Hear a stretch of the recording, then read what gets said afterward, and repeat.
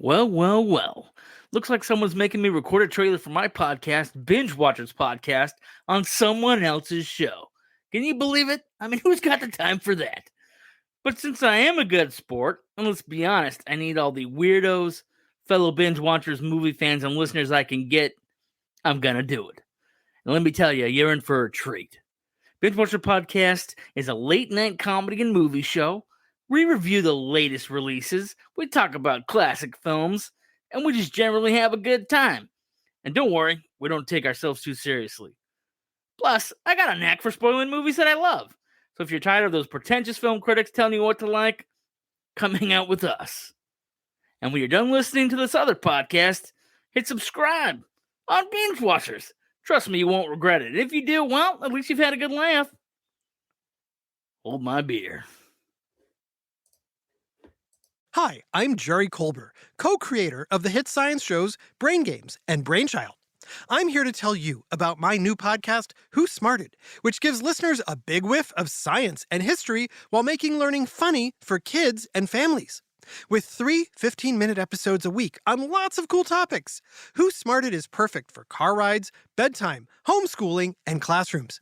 If you love laughing and learning, check out Who Smarted wherever you get podcasts or at whosmarted.com.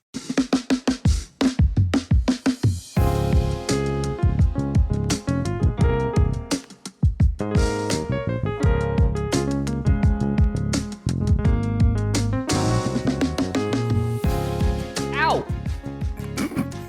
Hello and welcome to the 10ish Podcast. Every week, me and my various sidekick hosts cover top 10-ish lists, along with fun facts and hot takes. I'm joined by my guest sidekick host, Brad Choma from Doomsday, History's Most Dangerous Podcast. Yeah, you are. Bradley, why did you hurt me at the start of the show? Can't help myself. You know what?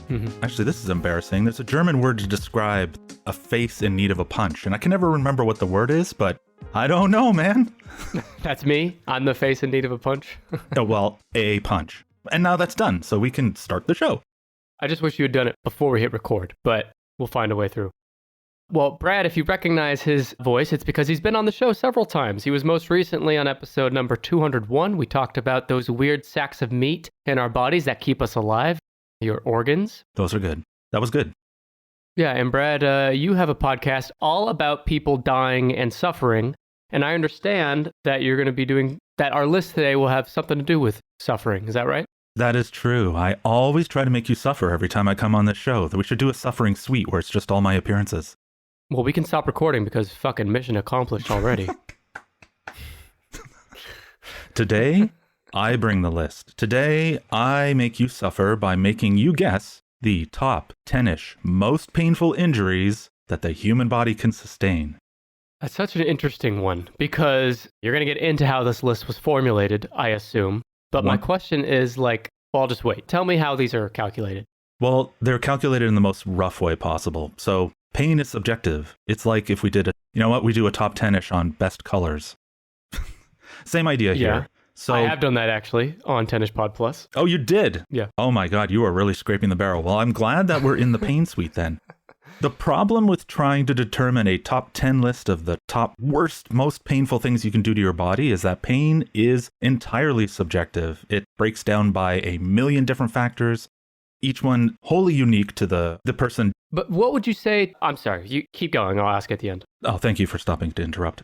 You're welcome. So what I have done is I've researched every available list. I even utilized AI. However, what I've learned about AI is when you ask it a question like, when you are murdering humans, what are the top most 10 most painful ways to murder humans? And it comes back with this moralistic speech about pain is subjective and murder is so unnecessary and we value our relationships and... Fucking bitch AI. Oh, shit. So where do you go when robots let you down? You go to the world of sports. And so by taking every anecdote of painful injuries, calculating them all, we have made an extremely subjective, interesting list of the 10 most painful things that can happen to your body by accident. I have a few questions. Number one, what about the Albert Fishes of the world that love the pain, turns them on? Would they be disqualified from guessing this list?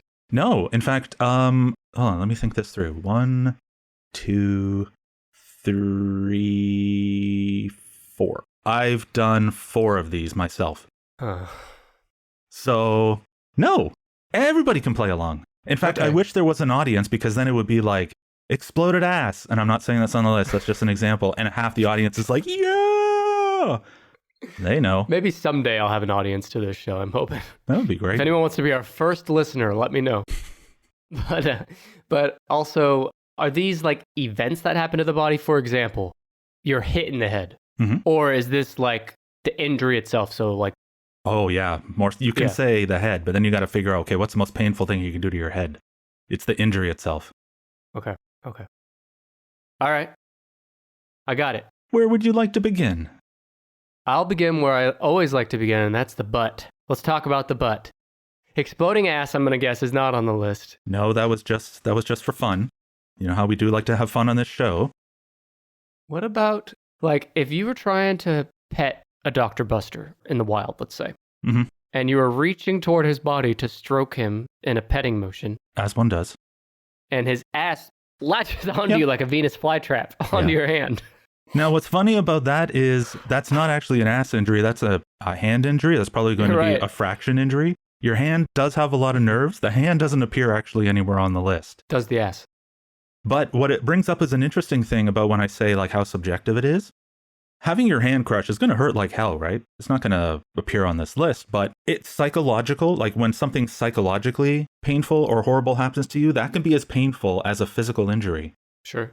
That's a fact. So what I'm suggesting is this would actually jump somewhere into the list, I'm sure, because there's the psychological horror of seeing your hand disappear into an ass, and the ass is just, you know, it's making little Gnawing on it, like smack, munching smack on sound, kind of motions around your wrist. And as it's being pulled in and everything's being shattered inch by inch as it's going in. It's like falling into a like quicksand, right? Your body just Yeah. slowly disappears into the quicksand. Yeah, you could go into complete shock and have no idea and just be completely unaware, physically detached from anything that's happening to you, but just seeing what is happening to you in real time, it creates a whole different level of additional pain. Well, it's interesting. I remember one time, I don't remember where I heard this, but someone was like, you would rather burn to death than drown to death, because when you're like, if you're engulfed in flames, like your whole body's on fire, Mhm. you are not really comprehending what's happening because you're in such a mode of panic. I don't know if this is true, but this is what I understand. But versus drowning, you're like aware of what's happening. You're aware that your life is slipping away from you with every second.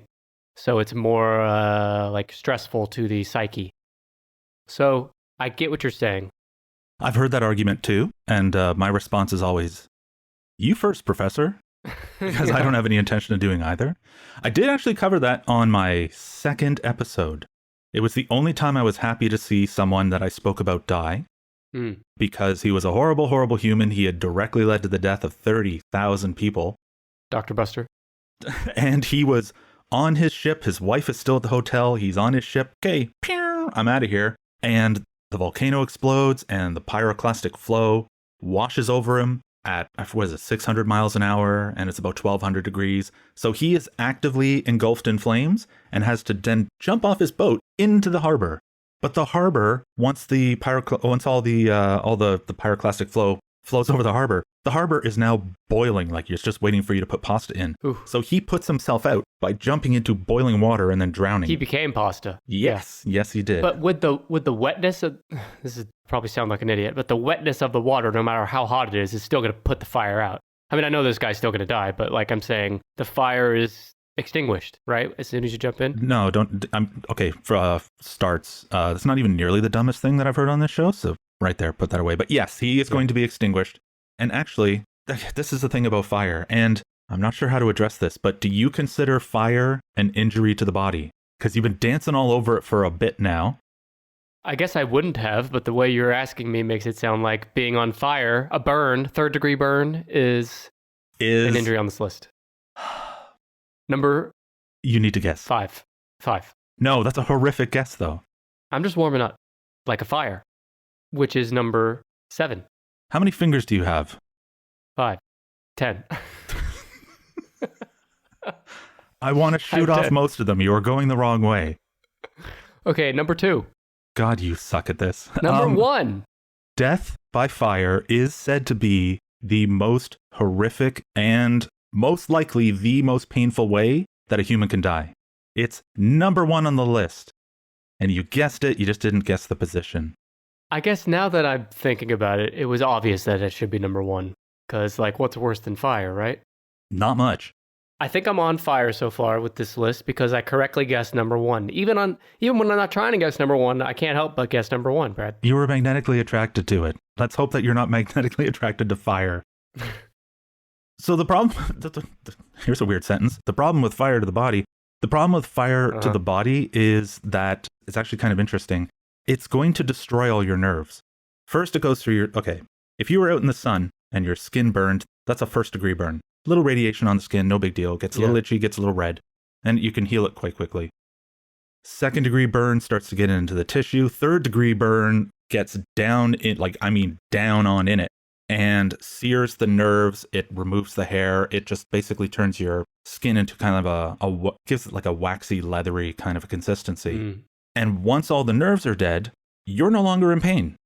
So you can burn your whole body, but as long as you don't suffocate from the smoke, as long as you don't sear your lungs so that they no longer function, as I'm shaking them right now. I was going to say, Brad's jostling his breast as he says it. That's good. I could do an OnlyFans. Keep that thread alive. Please do it. Please do it. Fire is just one of those things you want nothing to do with it. I mean, I've talked about it so many times on the show, just how insanely dangerous it is, just how incredibly awful the death can be. Most people in fires die from the smoke, thankfully, set in quotes for emphasis.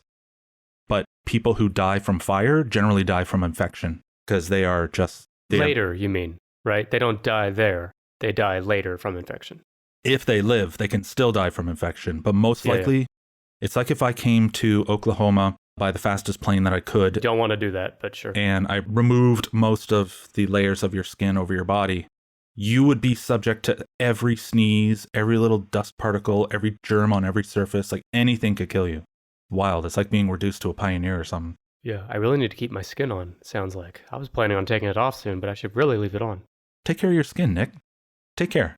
I'm jumping a little bit, but to refresh my memory, the sourcing for this, or where did you pull from that says that fire is the most painful? Car racing.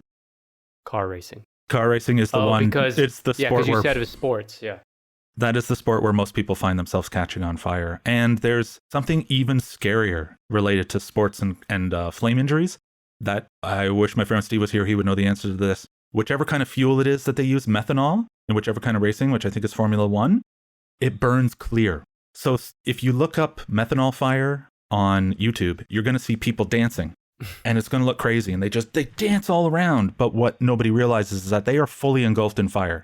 See, I thought they were listening to Tennis podcasts and they were just so excited that they couldn't stop dancing. Yeah, right. They get the spirit. But you're saying they're actually on fire. Okay. Fully engulfed on fire. And the thing is, when your face catches on fire, your face literally will melt.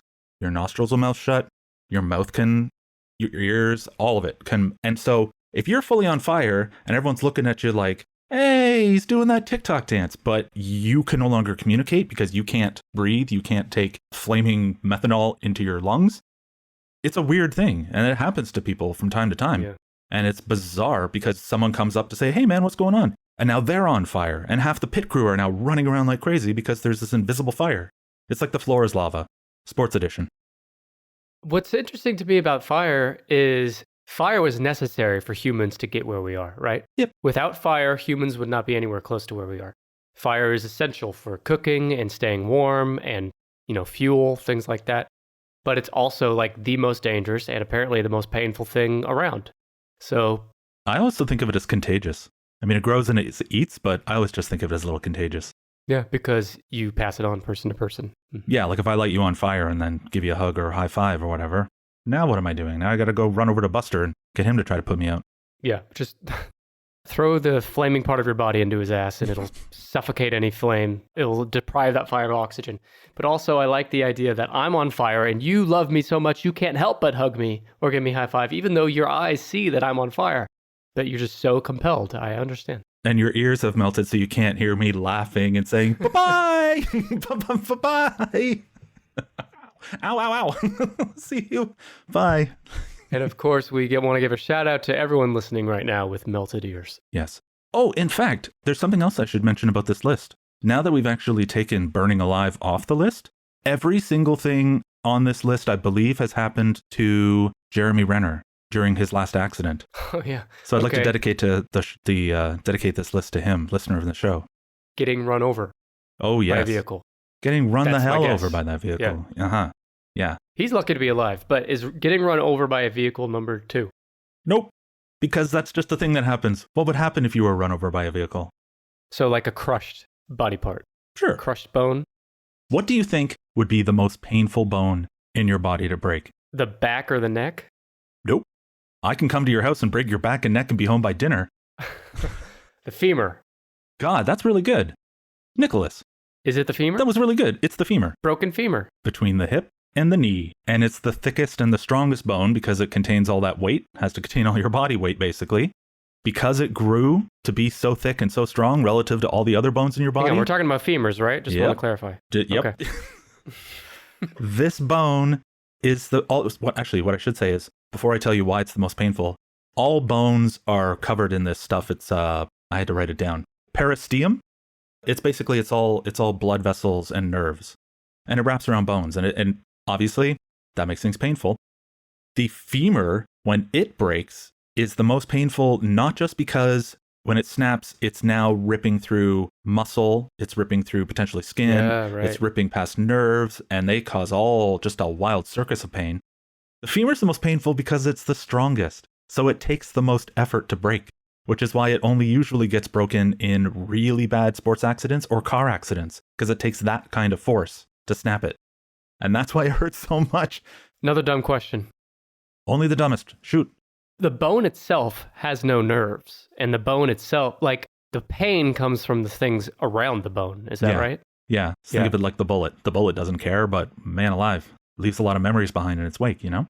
You don't think about that. What number was this on the list? Oh, that's a great question. You did not guess. You've got 2 down. Broken femur is going to be number 4. Well, your math is awful, but your guess was absolutely correct. It's number 4. I knew it. Not bad. Not You know, bad. my nephew broke his femur when he was 5. Mm-hmm. To hear that this is the 4th most painful thing that can happen to a human, and it happened to him when he was 5, makes me feel really sad. Did he ever get over it? Yeah, but he had to wear a full body cast.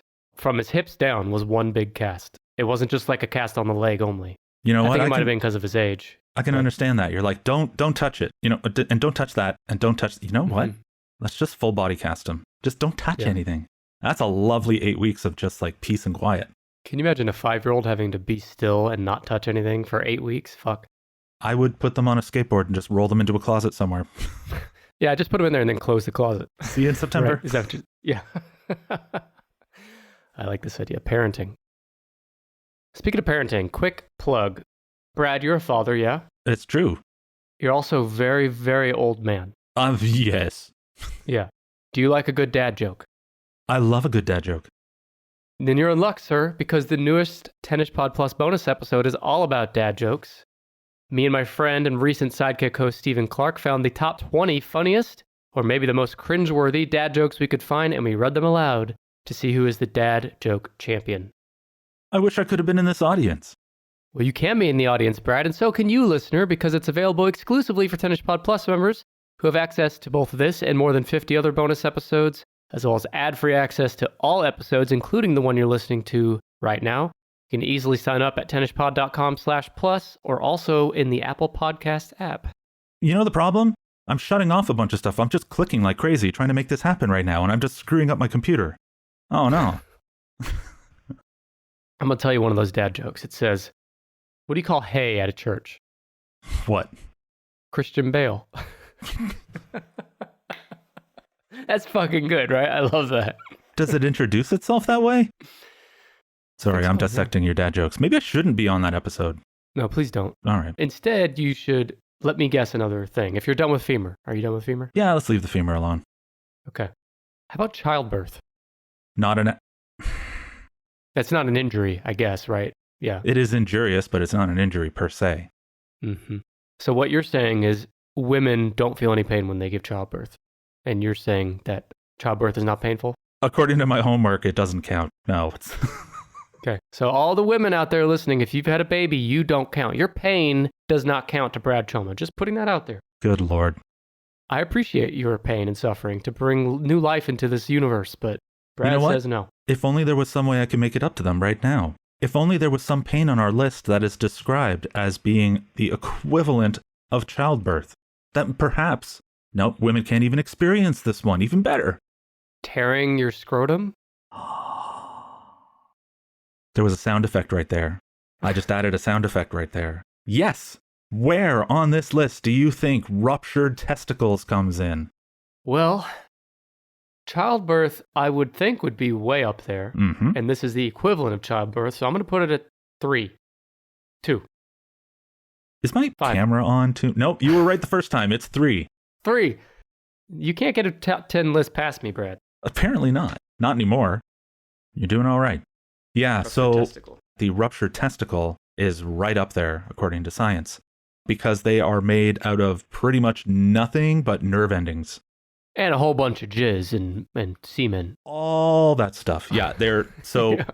And blood. What I learned here is that you've got this outer skin called the tunica albuginea. Oh, baby. And if you apply just 50 pounds of force to it, it will make you close up shop, fall over, throw up, all of it. Abdominal pain, Close just up shop. paralysis.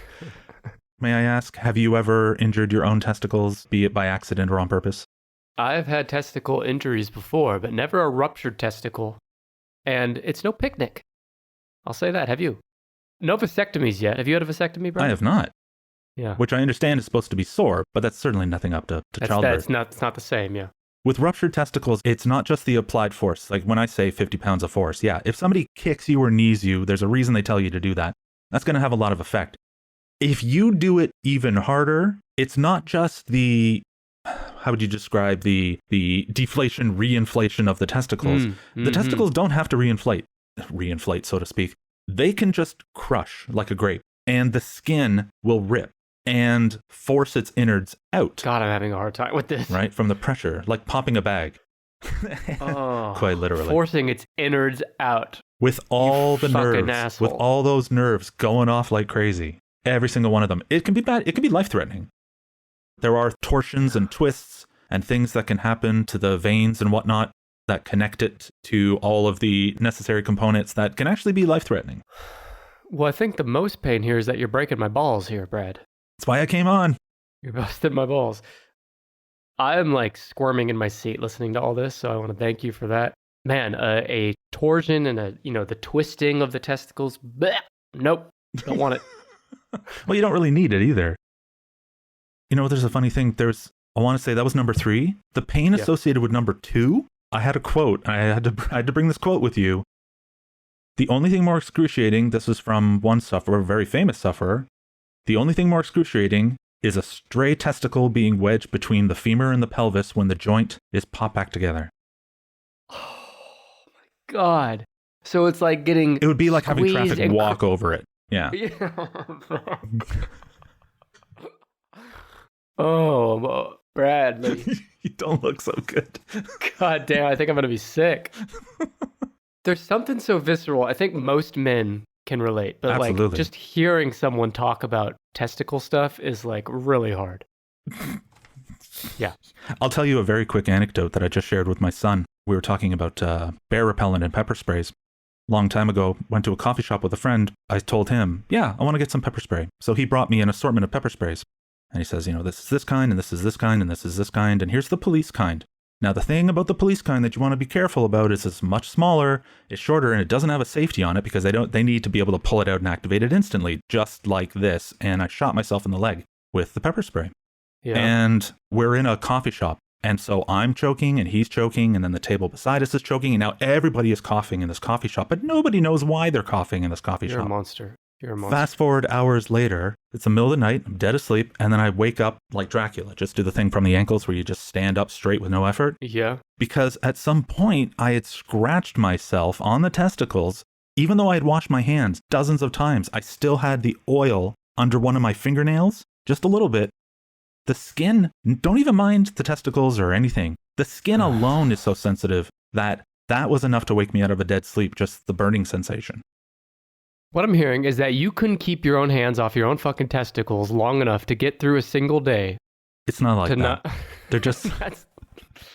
They're either so big or they hang so weird that sometimes as you're moving your hands around, you can't help but graze them. Not what I'm hearing, but if that's what helps you sleep at night, that's fine. That's what I'm selling. Yeah. Someone's going to buy it. I'm going to sell you another guess. Please. Separated, like a separated shoulder, something like that. Interesting. Would be up there, maybe? It would be, but it's not. But you're Thanks. really, really close. You're actually super, super close. And I'm... Torn rotator cuff? No. Think bigger. So your shoulder joint, think of it like a G.I. Joe figure or a Barbie doll, where it's called a ball and joint kind of a thing, Yeah. which means that if you just twist it the wrong way enough, hard enough, it will pop itself out of joint. Where on your body do you have that same kind of thing going on, only bigger? Hip? Pointing at him, ladies and gentlemen. You should see his face right now. He is so happy with himself. Hip dislocation? Separation? And where do you think that might end up on this particularly strange and personal list of the 10 most painful things? It can't be number 2, right? Like I'm missing 2. Can it not? I'm going to say no. I'm going to say 5 or 6. Yeah, you run away from number 2. Just get away from that number 2. No, number 2's got to be big. I mean, it's between ruptured testicle and death by fire. Which is why this list is so crazy. It's a good one. It is number 2. No. It is said to be number 2. Supposed to be more painful. You're making this up as you go. Well, technically I am, but yeah. This is what people could agree on, is that the hip has so many nerves. And the ball joint for the hip subluxes kind of into your hip. And if you twist that hip forward or backward too much, with enough force, it'll pop it out. And like 90% of the time, it'll pop out backwards. Anytime your leg pops out and then angles backwards. Oh, did I forget to mention that your leg won't point the right way? Yeah, so you dislocate your hip and now your leg's doing weird things and you have no control over your leg. I was trying to figure out from people, can you still, like you cannot put any weight on it because your leg is no longer attached to your body. You cannot put any weight on it. Your leg is just like this appendage hanging in a bag of skin. It's kind of, well, that's what I wanted to figure out without actually doing it. Are you turning off your leg at that point, or would you still be able to wiggle your toes? And the answer... That's what I was just about to ask. Right, yeah. and I knew you would. And the unanimous answer was, you won't care. You absolutely won't care about wiggling your toes. The last thing on your to-do list. You just won't care. It'll be so painful you wouldn't even know how to wiggle your toes if someone asked you to. But it's like, once it's dislocated from your hip, what is this called? Is it hip dislocation? Hip dislocation. Some people call it... Displacement. What's it called? Subluxation? Okay. We'll go with the first one. I think that's the name of a partial when it partially comes out. So I guess it would be like a full subluxation, if I'm saying that correctly. So if I'm understanding right, when the leg comes out. Yeah. When it goes backwards, it points inward. And if your leg was pulled out and popped out forwards, your foot would now face away from you the other way. They can pop it back in. Well, yeah, you can. But during that time when you're all, what do I do? Your leg will now actually be longer than the other one. It'll stretch the skin. Oh, yeah. Right? So you're a mess. You're a screamy, weird mess and you can't help yourself and you can't move. You can pop it in by yourself. I would highly recommend not doing it, but I would recommend getting it done quickly because the longer it stays out, the more damage it does to nerves, connective tissues. You can develop arthritis after, which, you don't really think anything of, but arthritis is ridiculously painful. So, yeah, if you're a wuss, am I right? Yeah, but I mean, what's the percentage of your audience? Like, oh, I'd say at least 42%. That's a good chunk. Yeah. Hi, wusses. Right. Doomsday History's most dangerous podcast. And by the way, like legitimately, if this sort of stuff is interesting to the audience, then you need to go listen to History's Most Dangerous Podcast because that's the show pretty much what we're doing here. It kind of is. It's interesting that the leg cannot be operable anymore when it's dislocated, but once you pop it back in, it's like it's relocated again and now you can move it again just like you could before, right? It's like weird how... Now you're waiting for all your nerves. Bone disjoint. Now you're just waiting for all your nerves to calm down. And speaking of all those nerves, you're getting on my nerves, Brad. All of them. So you open Google Chrome on your phone, you're hunting for a super rare first edition vinyl of a band you're obsessed with, when you're supposed to be working. But this site you tapped on seems pretty shady. And Daryl from IT just jumped up from his desk. Oh no, he's coming your way. It's a good thing built-in malware protection keeps you safe and sound. Not from Daryl, though. Sorry. there's no place like Chrome. Download Google Chrome on your phone. Hey listener, it's Nick here. If you're anything like me, it's hard to keep up with a supplement routine that comes with a bunch of different products. It's hard to know where to start or who to trust. Luckily, our new partner takes all the guesswork out of daily nutrition. It's AG1 by Athletic Greens. I started taking AG1 every day just a few months ago, and it has been a total game changer. After all, why take a bunch of different things when you can just mix 1 scoop of powder in water once a day? It's that easy. Plus, it tastes great, and I can feel good knowing I have my nutritional bases covered on a daily basis. Every scoop of AG1 is packed with 75 vitamins, minerals, and whole food sourced ingredients of the highest quality that give me major benefits like gut and mood support, boosted energy, and even healthier looking skin, hair, and nails. AG1 has been a part of millions of mornings since 2010, and now it's your turn. If you're looking for an easier way to take supplements, Athletic Greens is giving you a free 1-year supply of vitamin D and 5 free travel packs with your first purchase. Go to athleticgreens.com/tennis. That's athleticgreens.com/10ISH. Not only will you be supporting your body and mind, but your first purchase will also be supporting Tennis Podcast. Join me and the AG1 family now at athleticgreens.com/tennis. Priceline presents Go to Your Happy Price. What's up? It's Kaylee Cuoco. When it comes to travel, we all have a happy place. You can see yourself already there. It's beautiful. It might be sunny and sandy for some, neon and urban for others, deserts or rainforests or hiking trails. With Priceline, you can get to your happy place for a happy price with deals you really can't find anywhere else. Like up to 60% off select hotels to Costa Rica or 5-star hotels for 2-star prices in Cabo. Go to Priceline.com and travel to your happy place for a happy price. All right, see ya. I'm off to Miami. No, actually, wow, look at that. No, I'm going to Hawaii now. Ooh, Cancun looks nice. You know what? Belize looks pretty nice this time of year. Or, Palm Springs. Go to your happy place for a happy price. Go to your happy price, Priceline. My next guess is you mentioned the word tear, so I'm going to say a torn muscle. Like a torn, biggest muscle's what? The quad? Torn quad. Nope. Torn anything? Yes. Torn stuff, but not torn muscles. Torn organ, so like a stomach tear, something like that? Lung rupture? I'm sorry, did someone say lung rupture? Ruptured lung? What am I? That must be it. And that's This. number 5. No. Again. 6. With this 7, order. 8. Keep. 9. Ah. 10. 11. It's tied for 10. Okay. It is. Man alive, you danced I all knew over it. it. You were I right knew it. there. Yes. Collapsed lung. This one's actually kind of a two-parter. And this is something that, once again, my friend Steve just did. Yeah, I was going to say. He had heart surgery.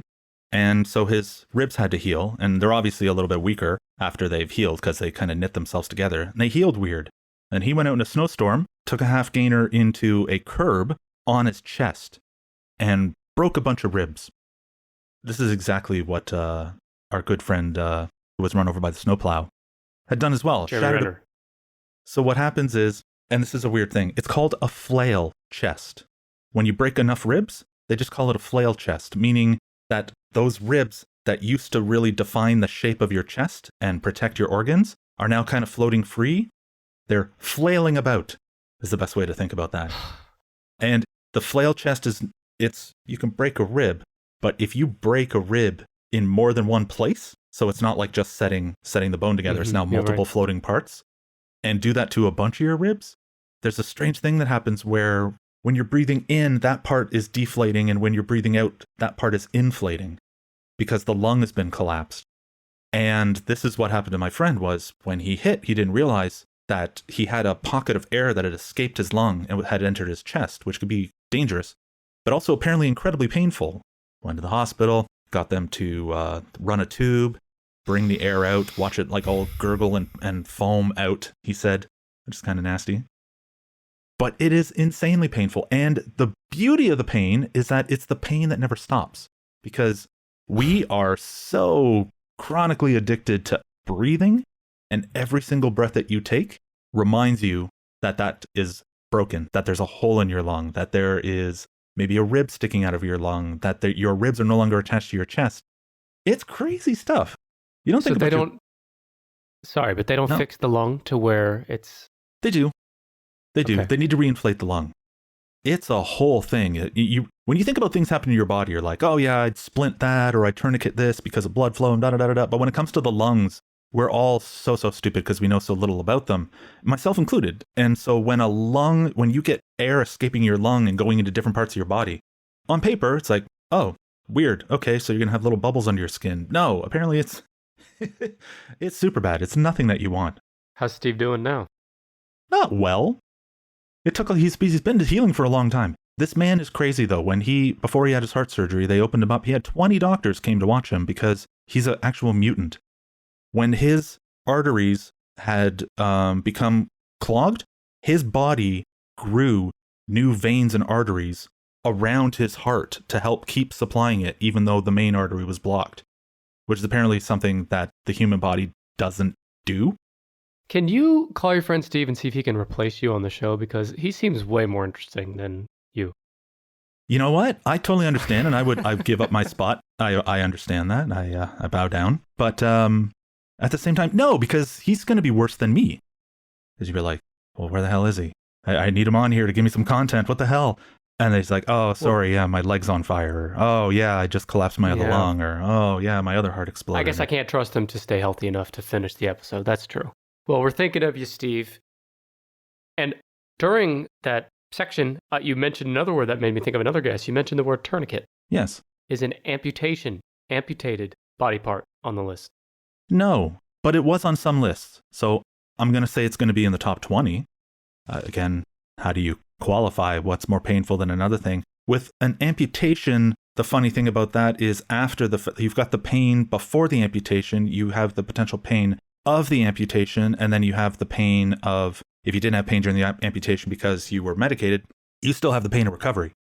And then after you've recovered, you still have the phantom limb pain. It's that psychological pain that we don't really understand all that well, but I mean, it's very real. Your brain produces pain.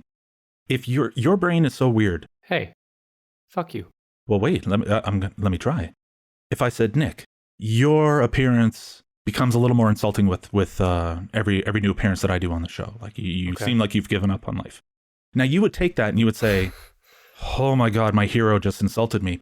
And then if you took an aspirin or a Tylenol after, you would actually feel better. Because even though that's meant to shut off physical pain, reduce the signals of physical pain, emotional pain works the same way. You can actually reduce symptoms of emotional pain with over-the-counter pain relievers. How much of this shit are you just making up? No, that's a true one. That's true. I know. That one's true. I'm going to put you know what? I'm going to come out. I'm not going to set you on fire or nothing. We're not doing anything weird. But I'm going to tie you to a chair with an IV drip of aspirin, and I'm just going Right. That's not weird. roast you for a while and then just see if you're like, wow, I'm really emotionally neutral about this. Ta-da! That's an interesting experiment. I wonder if they've done that. Maybe they have, but Probably. that's good. I need to talk to Anna Keller, regular sidekick host of this show. She loves psychological experiments, and we should work together, the three of us, to do an experiment where we just tie someone down. Let's say anyone random, maybe Dr. Buster. We tie him to a chair and we just make fun of him to his face and tell him what a big fat ass he's got all the time, and then see if the aspirin makes him feel better. What's his favorite thing? What would his favorite lure be? Like to get him down here? Yeah, like to put under a giant box on a chair. Tell him we have a new Star Wars trailer. Okay. So we just put an old iPad shuffle under a giant box. We trap him and go to town on him. Oh, he'll blast his way out of there in seconds. It's funny that a broken femur is more painful than an amputated leg, right? But again, like the broken femur could have been the precursor to the amputation, right? Sure. So in that case, I would consider that the more painful of the two, but what do I know? Not much. How about a heart attack? Cardiac arrest? Not an injury. I mean, it is an injury to the body, but it's not a sustained injury. Okay.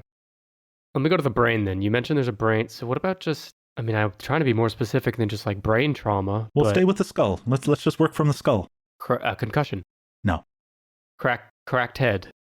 The hell is skull. cracked head? If I come over here and hit you with a giant, one of those. something in the head. Oh, okay. How about something with the eye? poked out eyeball. Actually, Ruptured eye. stay with the head. However, oddly enough, and I kept this in, tied for number 12 or 13 was corneal abrasion. Okay. A scrape across the eye, like across the tissue of the cornea, can apparently be ridiculously painful. I mean, we've all had like an eyelash or something fall in our eye, and it's ridiculously annoying. I never. But the idea of like running a blade across your eyeball, Oh, like you're in fuck. some kind of weird Would you stop surrealist it? God film or damn it. something. Sorry, I'm playing with my eye while I'm doing this unconsciously. While Yeah. he's talking about slicing your Just eyeball with a fucking blade. Finger in my eyeball. Christ almighty. Oh boy. Let's see. How can I guide you? You're still inside of the skull. Teeth. How about like Abscess teeth. Yeah. Teeth are also ridiculously painful, but they belong on the most painful list, not injury list. Because if you broke out a tooth, that's going to hurt. If you had nerve pain from your tooth or an abscess, that is a whole different level of pain that's starting to get up there potentially with childbirth, like way up the list. Is it on here? So it's on here. No, because it's not an injury. Oh, right. So nothing with the teeth. Nothing with the teeth. You know, Nick is so upset with himself right now because he started to do so poorly at this guessing that he's actually just, it's the funniest thing. He's been just running his hands through his hair over and over, just making these fists, and some of his hair is actually pulling out. Nick, are you suffering from hair loss due to stress? Due to something, yeah. What are you going to do about it? Cancer? No. Brain cancer? I don't fucking know. Just tell me, what's the head? Ripped scalp. Ripped scalp? You think I was going to guess ripped scalp? Eventually, I guessed yeah. a cut head, cut skull. I was about to rip your scalp off. This is taking so long. Ripped God scalp, damn. meaning, and don't look it up because it's not what you think. Ripped scalp is the kind of injury that happens sometimes in sports, but mostly to people in industrial accidents. Mm. And people go-karting, vehicle accidents, stuff like that, where the hair Because of the becomes helmet? trapped. But Yeah. because it's like the bed of nails theory, like I can pull a single hair out of my head, but if I try to pull all at the same time, the scalp, the skin is more likely to tear than it is that the hair will all remove itself just because of the way physics work. People have had their entire, picture the entire portion, take your finger and just run it around your head to the borders of where all your hair is and picture all of that being ripped clean in a jerking motion like someone was starting a lawnmower with your hair. Oh, fuck. Yeah, right? What number? Well, yeah, okay, there you go. Where do you think we are? Tied for 10. Now. What do you think 10 is a 9-way tie? That's so lazy. 8. No. You just love torturing me here. 7. No. God damn it, Brad. 5. 5. 6. 5. No, stay with 5. I already said 5. Congratulations, it's 5. Made that so much more painful than it needed to be. All right, number 5, ripped scalp. Number Now, 5. what do they do with a ripped scalp? Do they sew They your? reattach it, Okay. and it feels like you're on fire. When I was young, I got you can't probably see it, little scar on my forehead. I got a piece of wood under my skin. There was a nerve right here, just a nerve, just the smallest little thing in the world. And when we cut it in order to pull the wood out, it felt like the entire back of my head was being set on fire and all the hair was being ripped out at the same time. And that was from a blade touching one tiny little nerve. So imagine your whole freaking head and all those nerves coming off. You will feel pain coming from all over the place because the nerves can send signals to other parts of your body. It's a super unwelcome injury. You always got to make it about you, don't you? I do. And it bleeds also- like crazy. Your skin on your head's actually kind of thick compared to most of your body. And that means a lot of blood. So when people have lost their heads, the people around them lose their heads, which makes them lose their head even more because people reacting poorly around you when you have an injury only scares you and makes it worse. Mm. When they reattach the scalp. Yeah. Stitches. And it's like if you cut off a finger, as an example, there's all this fine work that they have. They don't just sew the thing back on. There's all this fine work of trying to reattach veins, arteries. Like it's really, really detailed work. And I imagine to reattach a scalp would be the same thing. The surgery would be God knows how long. And you'd need X number of specialists in there doing this really, really fine work to try to save you. And I saw a woman who had her scalp removed and it tore like by her eye. She had a piece Oh down my by her God. nose was gone. Like it just came off in patterns. It wasn't a clean tear. And yet they saved her. But she was saying, and people are looking at me like I'm a horror show. and I'm just trying to get help, but people can't barely even look, like even the doctors can barely look at me because I'm a skull. I'm a blood-soaked skull with half a face.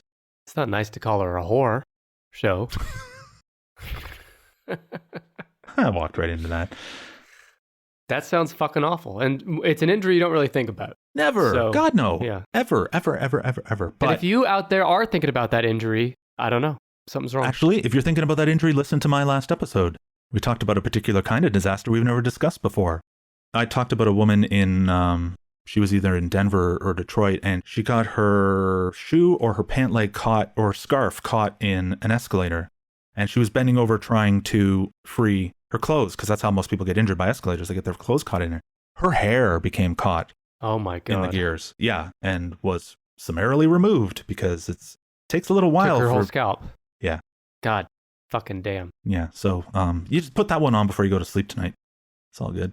Thanks. Yeah. This is all a bit much. So thank you. I wonder if there's any dentists who would be willing to play my show in their waiting room. We'll workshop that. We'll see if we can get. I don't I know. really just want to sponsor a clinic. So instead of like elevator music in the lobby, it's just your show playing about people's scalps being ripped off. There's a lot of elevator music in my show. I could just literally It's true. program the elevator music with, did you know that the meniscus is the most, and just quietly educate people while they're waiting. At the dentist, they definitely need to know about the meniscus. They're in the right mind frame. Well, how about something with the knee? Like a knee injury, ACL, Yee. meniscus? You're good. Yeah, 8 and 9, very close. Very, very, very, very close. Knee is number what? 9, You're very close. 8. Yes. That wasn't so bad. The knee is, okay, remember when I said that I had experienced a few of these already? Uh-huh. The knee is one of them. Dislocated knee is Okay. ridiculous. Of all the joints that you have in your body, the knee is the most uselessly designed. I've heard that. It's like this little sort of triangle bone, and it sits between your femur and your tibia. And there's Mhm. nerves everywhere, and then there's tendons that connect it and all this jelly stuff. But when it has a force applied to it, or any of those tendons become weaker, it will pop out and move around the leg. Oh, And it can go to the back. And I've had this happen. I used to have this happen a lot. And it is immediately paralyzing because your leg is now stuck in the position it was when it happened, because you can't move it because you don't have a knee anymore. knee. And the pain is instant. And the only thing that you do is scream and punch your leg until the knee pops back into place. That's how you fix it. But how do you keep it fixed? How do you keep it from doing that? Well, what I did was I did a lot of leg exercises. I took a lot of glucosamine. I kept it wrapped until So it's not like a basically surgery. It was strengthened. Yeah. I didn't get surgery for it, no, because it wasn't. I mean, I did almost go down my parents' stairs at one point. Just got to the top of the stairs. Knee popped out of joint. And I'm just kind of standing on one leg, punching my leg while almost falling down the stairs. Oh. Good times. But you were able, like within a few seconds, by punching, you could get it back. The first time it happened, I was really young, and that took a little longer, but I kind of got good at it over time. So how much of this is true, and how much of this is you desperate for attention? A little bit of column A, a little bit of column B. Isn't that the way life works? We are podcasters, after all. That's crazy. If that happened to me, I think I might just die of anxiety and stress before. And that's the thing. So, but when I said that the knee was very close to another one on the list, and you already did hip, So knee, hip, ankle, you're going the right way. but it's not the ankle. No, it's the ankle. Oh, well, you said, okay, ankle. Dislocated ankle. You know what? Honestly, anything from sprained to torn. Okay, What number do you think that is? 9. It is. It's 9. And you wouldn't think anything of it. You've ever sprained your ankle before? Like, oh, Yeah. that sucks. You roll over on your ankle and it really hurts. When you roll over and you really hurt your ankle, you can't use your leg. The ankle is the thing that holds all your body weight. And it can't do it by itself. It's got all these tendons that are basically giving it the weight, or that are giving it the strength to be able to hold that weight. But when they tear, if you right now just take your hand and run it down the back of your leg by your foot, you know that Mhm. one really thick tendon going Yep. down the back of your leg? That's your Yep. Achilles tendon. And a few years ago, my wife was just taking the dog out, and the dog saw a squirrel, and the dog said, "Roof," and took off. But she didn't take off. Only half of her did. And she heard and went, "What?" Because that tendon, as thick and tough and weird as that is, snapped. And people say it feels like you've been shot. And when you, I mean, I guess a gunshot is an injury to the body, but it's not that kind of way. You don't get shot that much in sports. Not yet. Give America a few years. Tear your ACL, do a pet cemetery on the back of your leg, and yeah, it is on. I just got the pet cemetery thing. The reason that this one, the therapy hurts as much as the injury. Oh, like the physical therapy. Yeah. So you've got all this time to spend just doing nothing but thinking about, like, man alive, I really, really, really, really don't enjoy what I did to myself. But yeah, ankle, believe it or not, and ankle and Achilles and all the related tendons.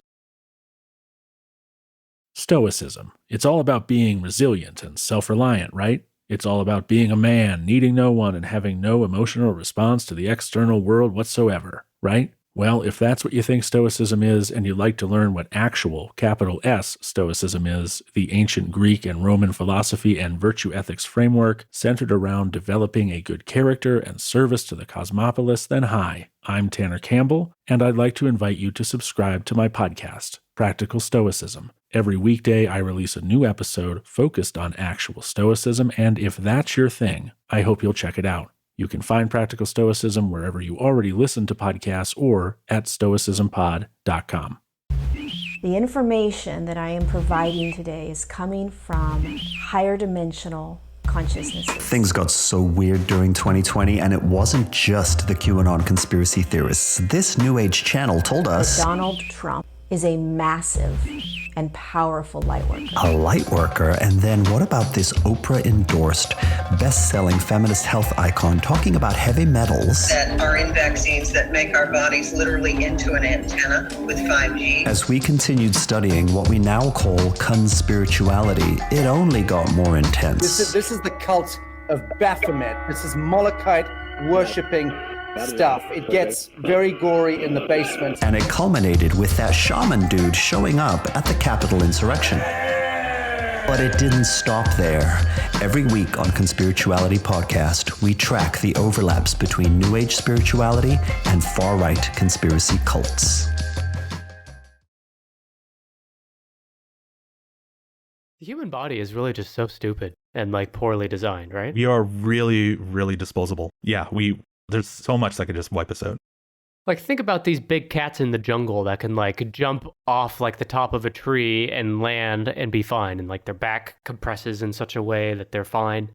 But like, if we did that, we'd break like fucking every bone in our body. And it's funny you say that, because big predator cats will often jump and try to grab you by the neck or the throat.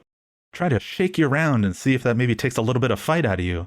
Cut throat, torn throat, broken neck. Oh, where might that be? 6.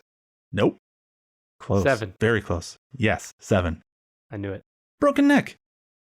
Broken neck's a weird one, because when you think of breaking a neck, you think, oh, they die. That's what people do. You break the neck and they die. And then, the protagonist runs into the other room. Yeah. When you actually break your neck and it doesn't outright kill you, what can happen is you get this spinal shock that sets in. So you've got 7 vertebrae that basically define your neck between your skull and call it your upper back. When those go, the pain can kind of be shut off by the spinal shock below. You won't get those sensations. You'll just know that everything's wrong, and now you've got all this. I can't feel my whatever, right? And so that's scary as hell. And the last thing that you want to be when you're in a life-threatening situation is afraid, right? Afraid or panicking. You want to try to control that as much as possible. And that's why this one is so scary. Easier said than done. You catastrophize. It's absolutely easier said than done. Which is why when I advise people that the best way to get out of a situation is to try to remain as calm as possible, because you can't panic your way out of it. You got to think your way out of it. I always apologize when I say it because it's such an asinine thing to say. Like, yeah. Easier said than done. Well, you've effectively ruined my day. Well, I was trying to ruin your neck. But take what I can get. Number 6. The last on our list. The one that I thought you would have guessed first. The one that I thought that you might be the most familiar with. The one that has not passed your lips this entire time. The one that involves a separate set of lips somewhere on the body that is not a vagina. What the fuck? A separate set of lips on the body that is not a vagina. Yes. What the hell does that mean? I'll tell you what other once lips are there besides the vagina? It's catch-22. I'll tell you as soon as you answer the question. I have no idea where to go with the lips thing. I mean, the asshole? What? I don't know. Okay. What would Dr. Buster ask? Brad's face lit up when I said asshole. Probably not the first time that's happened. So I'm going to say, like a protruding, or what do they call that? A prolapse? Prolapsed rectum. Yeah, that. It's on the list. It's number 6. I thought it would be your favorite, and I thought you'd say that's got to be number 1. My favorite. Listen to you. But you know what? You are a fucking weirdo because your hint for this was the other lips on your body that is not a vagina. And by that, you meant the rectum. Okay. You ready? Yeah.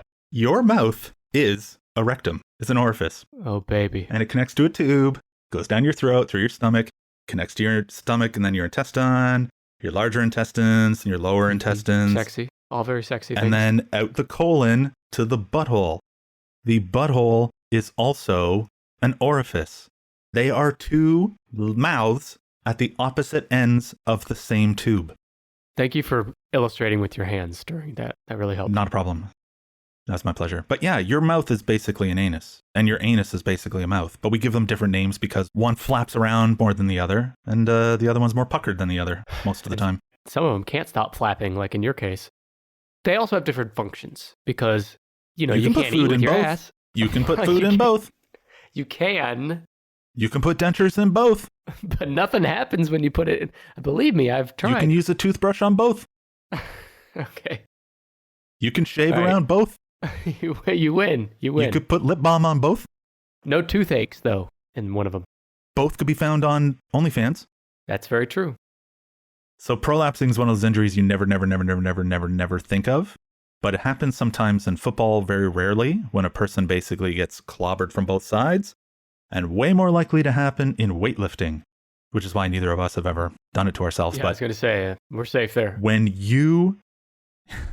Are you ready? I'm going to try to explain this whole thing. Just go ahead, put a bag right up to your face. I don't think I'm ready, but go ahead. So the problem where an entire length of your inner rectum becomes your outer rectum and hangs like the fly traps that they put up, the sticky fly traps? Like that, but in your pants and in the back part between your buttocks. Like a tail, but like a really smelly tail. A tail? That attracts flies and dirt and dust or hair will stick to it. A tail. A tail. And it's not really the kind of thing that you'd even think would be that painful necessarily. Like when I heard it. I disagree. I think that would be painful. I think that would be emotionally painful right away. It's like, I have to push all that back up. I have to tell people I did this. Like, do I really need to phone someone about this? Is that something you do yourself? I mean, surely you have to go get help for that, right? I would 100% get some help with that. I don't care how. I would put on a face mask and just go in saying, "Hi, I can't tell you who I am, but I need I need some attention." Face mask. Wear a ski mask in there. Yeah. That's bad. That's really bad. I think the worst thing out of everything on the show is describing the hanging inner rectum as a tail. You know what? That's the one time you can hop in the shower and actually clean your like really clean your rectum. I wouldn't use a loofah, but you can. So yeah, you might actually want a prolapsed rectum every once in a while so you can get a good cleaning in there and then just shove it back in. For the sake of hygiene. Yeah. And I mean, people have done worse. People have done worse for hygiene in the past. People have done better. But you're saying it hurts quite a bit. It's the 6th most painful thing. So weightlifters who have done this described the pain as being paralyzing, which is common amongst the more painful injuries are that the sensation of it makes body movement useless. It's like the last thing on your mind. Mm-hmm. Whereas it's like a shock thing. Yeah, but whereas burning alive, that'd be the kind of thing that would make you very active. Right? You are really singing and dancing out there and carrying on. But with a lot of these, no, not so much. It's just kind of like, and you don't want to make it worse. And that's the thing with a lot of these injuries, especially once your bung has turned into a kind of a rollout sock. You don't want to make things worse. So most people do not want to move. It's like a neck injury. Don't move them. You can't tell how bad it is until you start to move it, and then you find out how bad it is. And a prolapse anus, Nicholas Amel, what I would say to you today is the next time, what's today? We're recording on a Thursday. So Thursday evening, Friday morning, when this happens to you again, I would get someone that you trust to take a look at it. Be them a Patreon subscriber. Right. I have your or- mom on speed dial. No, I'm Okay. sure she wouldn't mind coming down. That's good. Making the trip out from Canada. Mhm. Out. Trying to say it like a Canadian. But yeah, next time my tail makes an appearance, I'll make sure she can come look. I had just one quick idea for a podcast now. It's just going to be me and you. It's going to be a 3-minute podcast. We're going to do it every week, and I'm going to teach you something about Canada. I don't want to know anything about Canada. I mean, What if I you said it was guys 2.5 love maple minutes? syrup, and yeah, some of you speak French and some of you don't, and you have less school shootings than we do. I mean, what else do I need to know? A ketchup on potato chips. Is that a thing? That's the thing. I'll send you a bag. I take it back. That's the worst thing you've said. That's worse than the tail, is the ketchup on the potato chips. But at least you don't call them crisps, like Oh, like friends in the our UK. friends over the pond there? mm-hmm. Yeah, no, we don't. Fucking idiots, am I right? But you know what I'm going to do for you? I'm going to go out and buy a fly trap, and I'm going to crush up a bag of ketchup chips. I'm going to dip the fly trap in it, hang it, and I'm going to take photos, and I'm going to send them to you. And I'm going to Photoshop them on you. Okay. Send me a copy of that. Like a dirty, dirty tail. I wouldn't mind seeing that. Speaking of my dirty tail, tail us the list again. Go back through the top 10. All right, you ready? Starting at 10. Starting with number 10. 10 was kind of a tie between flailed chest / collapsed lung. Number 9 was somewhere in the combination of the ankle being torn or the Achilles being severed. Number 8, the dislocated infinitely punchable knee. Number 7, the fantastimagical broken neck. It's the only one on the list where you don't even know how bad you got it until you find out by accident. Mm-hmm. Number 6, Nick's favorite, prolapsed rectum. It's not my favorite. You will be able to find Nick's prolapsed rectum shirts, I'm positive, soon will be available in his merch shop. tennispod.com/merch. Number 5, actually, I'm going to Photoshop us with number 5, ripped scalp. Oh, Then we go down to number 4, which hurts so good, but just the broken femur because it takes so much effort. And you know what they say, if it's worth doing it really, really painfully. they don't say that. Number 3, Nick's favorite, ruptured testicles. Ruptured testicle. I do think I would rather have the prolapsed rectum than the testicle rupture, for sure. You might actually prefer number 2, the dislocated hip, which, when repaired, can catch the testicle and No. Can you grind imagine? it up? Ugh. Picture a G.I. Joe figure or a Barbie doll where the leg has been removed because the leg popped out of that joint, and you have to put that little ball socket back in there. But picture if they had a testicle that was in the way of the hole, and now you push the leg in there, and now that testicle has to do whatever it's going to do. I've lost all my listeners because they can't hear this shit anymore. Well, then they won't care that number 1 is burning alive, actively on fire. God damn this list. Fucking Christ. You know, I brought up Albert Fish at the very beginning. You know, the serial killer, you know Yeah. what I'm talking about? Yeah. I think prolapsed rectum is for sure his favorite. For sure. As a his cause. favorite. Yeah. Or as an activity. Both. Yeah. Well, this has been a hell of a time. I've only thrown up 6 times, so I'll consider that a victory, but I did pretty well, I'd say. You know what? You actually did really well. You got off to a really good start, and then your guessing went all over the place. And Well, I thought you'd do better just figuring out what parts of the body would hurt the most, but yeah. I want to come back, and the next time I think I know you well enough now. I want to bring a list of the 10 things that Nick hates the most. Okay. Give me one of those things. All right, number 6 is prolapsed anus. Not really. I'm fine with the prolapsed anus. I'm pro prolapsed anus. My problem with the prolapsed anus is Brad's description of it. Makes it sound so much worse than it is. And it's bad. So that tells you something. I don't have a great bedside manner for this kind of thing. It's why I don't actually do doctor work. No.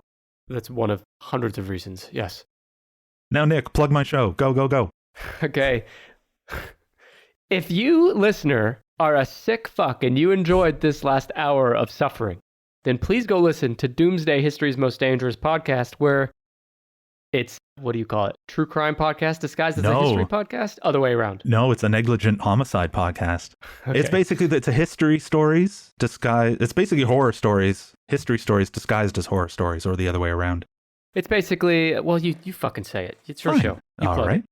So the idea of the show is that we all become safer together and live happier in this world after exploring forgotten and unusual disasters from throughout human history and around the world, and with fully theatrical recreations of all the horror. And no, that's pretty much it. You know what I've actually started doing? I've started sending fans vomit bags. I write notes on barf bags, autograph them, and I mail them out. Still waiting on mine, though. But it's a great idea because it's a lot of content similar to today, but it is an extremely well done podcast, I will say, despite its host. And if you are interested in listening to it, you can find it on any podcast app, and it's also going to be linked in the show notes of this episode. Yeah. Bradley, what are you going to do after this? After we hang up, what are you going to go do? Clean your tail?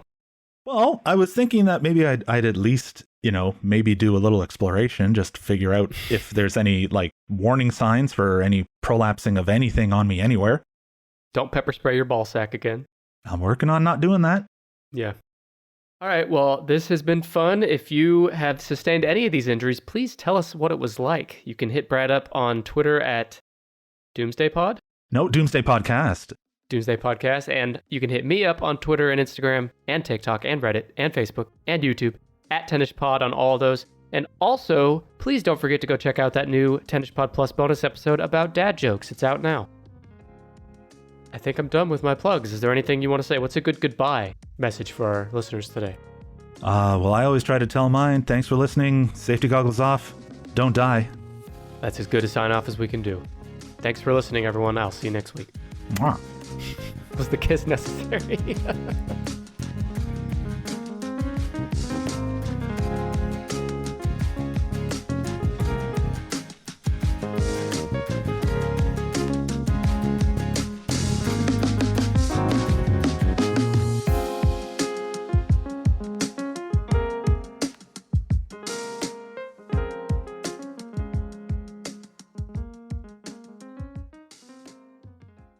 I'm Richard Serrett. Join me on Strange Planet for in-depth conversations with the world's top paranormal investigators, alien abductees, Bigfoot trackers, monster hunters, time travelers, and more. The handler one day told her this whole thing about how they've been terraforming on Mars and they're building a colony and they're recruiting specific people of specific bloodlines and specific talents and skill sets to go onto the planet. On Richard Serrett's Strange Planet, we're redefining reality. Listen now wherever you get your podcasts. Warning, the following podcast has been rated XBL for extreme blasphemy. Hi, human. Welcome to the God Pod. I'm God, and like Jesus, I'm hanging in there. Hey! Calm down, Jesus. If you like interviews with the most interesting people alive or dead, then you'll love the God Pod. Here's me talking to Mary Trump about her crazy uncle. I knew he was going to be disastrous. I knew he was going to be cruel. And here's me debating a real live atheist. You really cannot make the case that this is a good book. I've interviewed comedians, authors, scientists. I discuss all the latest current events down on Earth with my co-hosts, Jesus, Mary Magdalene, Satan, and more. When it comes to the case of Jesus, Satan, you are not the Father. Woo! Oh yeah! You can't go wrong with adding the God Pod to your rotation. It's incredibly funny and there's never a dull show. Damn right! Find the God Pod wherever you get podcasts. The God Pod. Have it Yahweh.